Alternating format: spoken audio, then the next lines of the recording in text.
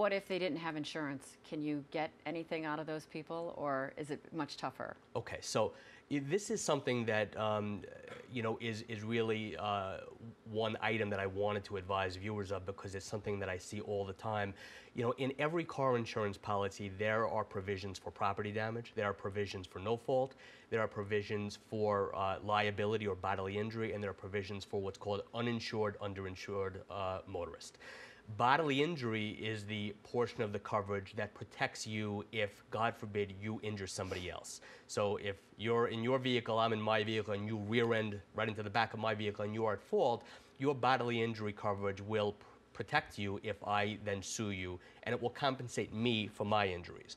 But what protects Kirsten in that same situation if I hit you in the back and I have no insurance, or I have a very limited... It's my own policy. That's right. It's your own policy. So I would need to sue my own policy. So, but how much am I going to get out of my policy? So this is the mistake that I find people make all the time, and you should really check your policy to make sure you have the right coverages. A lot of people have high policy limits for bodily injury, which doesn't protect you necessarily. It protects the other person that has been injured.